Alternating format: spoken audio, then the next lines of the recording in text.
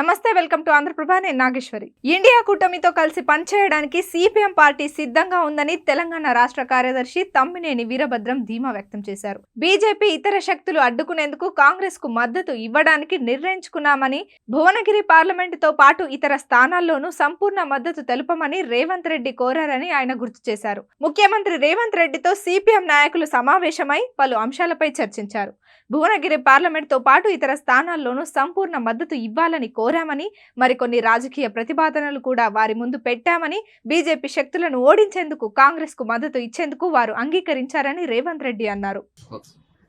AICC అధ్యక్షుడు ఆదేశాల మేరకు తెలంగాణ రాష్ట్ర సిపిఎం పార్టీ నాయకులతో చర్చించడం, పిసిసి అధ్యక్షుడిగా రాష్ట్ర ముఖ్యమంత్రిగా కొన్ని ప్రతిపాదనలు వారి ముందు చెప్పడం జరిగింది.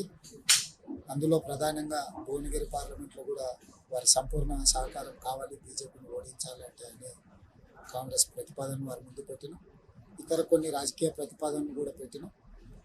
వారు స్థూలంగా ఇండియా కూటమి గెలుపు కోసం, బీజేపీ ఫ్యాసిస్టు శక్తులను ఓడించడం కోసం మరి అంగీకరించారు.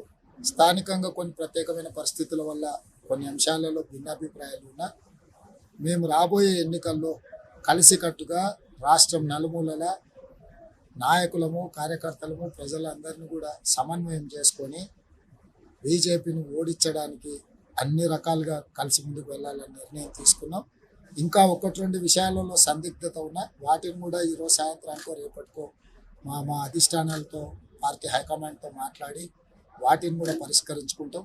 ఏదేమైనా ఒక మంచి వాతావరణంలో ఈ చర్చలు జరగడం రాష్ట్ర ప్రయోజనాల దృష్ట్యా ఒక మంచి పరిణామం. ఖచ్చితంగా భవిష్యత్తులో సిపిఎం సహకారం తీసుకొని రాబోయే ఎన్నికల్లో కాంగ్రెస్ పార్టీ గెలుపు కోసం, ఇండియా కూటమిని దేశంలో బలోపేతం చేయడం కోసం కలిసి పనిచేయాలని నిర్ణయం తీసుకున్న ఈ కార్యక్రమంలో పెద్దలు మండ వెంకటేశ్వరరావు గారు, కొండా సురేఖ గారు, మిగతా ముఖ్యమైన నాయకులు కూడా పాల్గొని చర్చించడం జరిగింది. తప్పకుండా రాష్ట్రంలో కాంగ్రెస్ గెలుపుకు ఈ కలయిక పనిచేస్తుందని నేను భావిస్తున్నాను.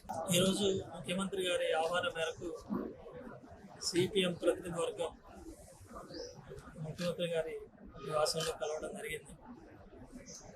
రాష్ట్ర రాజకీయ పరిస్థితుల గురించి, దేశ రాజకీయాల గురించి చర్చించాం. రాష్ట్రంలో భువనగిరి సీట్లో సిపిఎం పార్టీ పోటీ చేయడం అందరికీ తెలుసు. ఆ పోటీ విరమించుకోవాలని, అనుగుణంగా కాంగ్రెస్ గెలిపించే మద్దతు ఇవ్వాలని చెప్పి ముఖ్యమంత్రి గారు కోరారు. కానీ మేము దానికి బదులుగా అసెంబ్లీ ఎన్నికల్లో కూడా కాంగ్రెస్తో పొత్తు ప్రయత్నం చేశాం. 2 సీట్లు ఇస్తామని కూడా తర్వాత ఇవ్వకుండా పోటీ చేసే పరిస్థితి వచ్చింది. కాబట్టి ఇప్పుడైనా సరే పార్లమెంట్లో మిగతా సీట్లకు మద్దతు ఇవ్వడానికి మేము సిద్ధం. భువనగిరి సీట్లో మాత్రం మాకే మద్దతు ఇవ్వాలని చెప్పి కోరాం.